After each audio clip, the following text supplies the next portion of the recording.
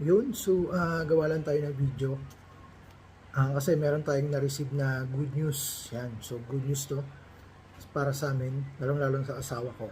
Siguro ipa-private ko muna to, then ipa-public ko na lang. After ilang months or year, so siguro mapapanood na to ng asawa ko or kayo.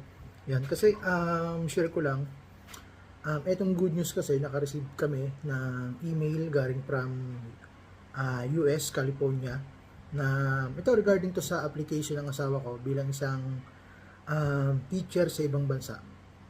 So naka-receive kami ngayong araw na to ng good news. Yun na nga, na pumasa siya sa mga interview, then meron ng job offer.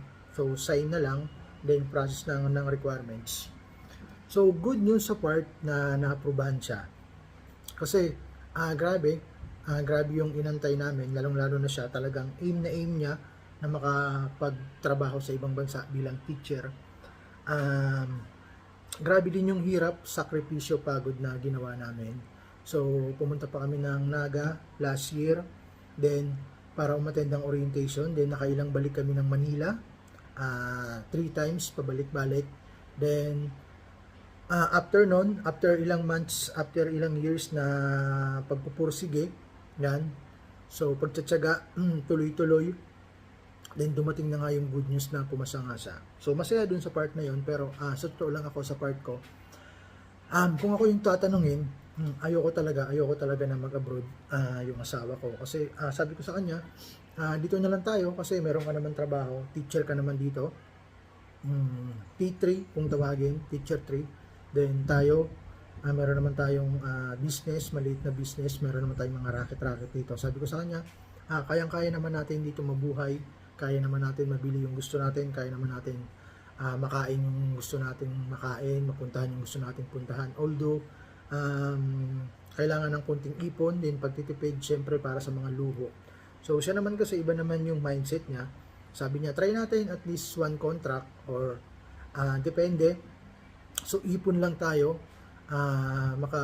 tayo, housing lot, investment, or kung ano mang pwedeng mga pagkakakitaan. Then kapag okay na, uwi na dito, for good na. So syempre para sa aming anak, para sa amin na rin. Halong masaya na malungkot kasi alam mo yun, ako kasi yung tao na kontento sa kung anong mayroon. So siguro, yung asawa ko, siya din yung tao na mataas yung pangarap niya. So gusto niya ganito, ganon. Kaya ako, sa totoo lang, ayoko talaga.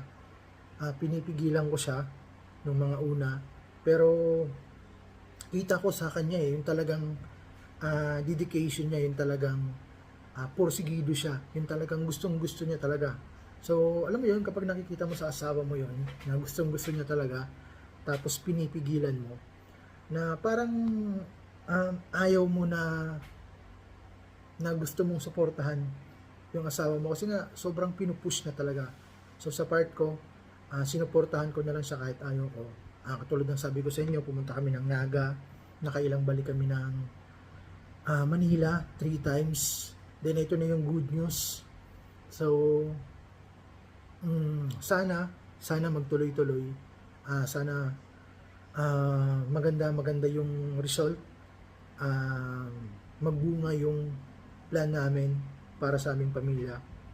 So hindi ko alam kung good choice etong plano niya. Kasi kung ako nga yung tatanungin, sabi ko nga sa inyo, ayoko talaga. Okay na ako sa yung dito kami. Pero, wala eh. Suportahan na lang natin. Suportahan ko siya sa abot ng aking makakaya. So,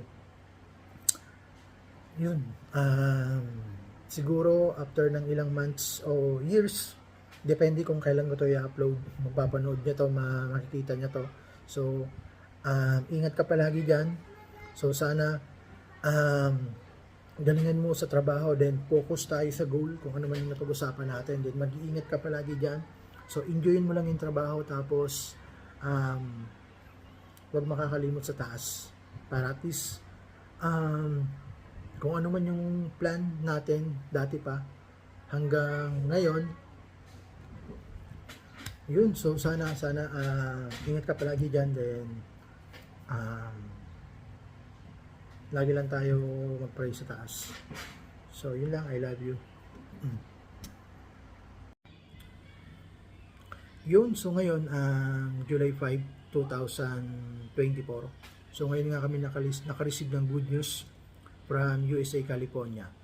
So binasa na namin yung contract, tapos yung job offer, tapos mag-aantay na lang ng, or isasign niya na lang yung contract, then ipapadala na dun through email. So ako, bilang asawa mo, so siguro mapapanood mo to, nandun ka na sa ibang bansa sa US, kung saang district ka man i-assign. So ngayon, ibibigay natin yung full support, as in 100% support, although sa totoo lang, ayaw ko talaga na mag-abroad ka. Pero yun na nga, sabi mo para sa atin, para sa pamilya natin, dami nating plano. So ibibigay ko yung full support ko, emotionally, financially, sa abot ng ating makakaya. So basta i-enjoy mo lang yung trabaho mo dyan. I-enjoy mo lang, huwag ka magpapa-stress. So dito, ako nang bahala sa anak natin. So kayang-kaya natin yan. Basta focus ka lang dyan, i-enjoy mo lang dyan. Din syempre, huwag makakalimot sa taas. So mag-aantay na lang kami ngayon ng next step, kung ano man yung mga ipapagawa ng agency, kung ano yung mga requirements na ipapapasa. So yun, siguro yun yung aayusin namin ngayon. Siyempre, nandyan tayo para sumuporta. So yun, ingat ka palagi dyan, mahal na mahal ka namin. So good luck. See you. And di natin alam kung 2025, 26, 27, 28, basta dito lang kami para sa'yo. So i-enjoy mo lang yung trabaho dyan. Then mahal na mahal ka namin.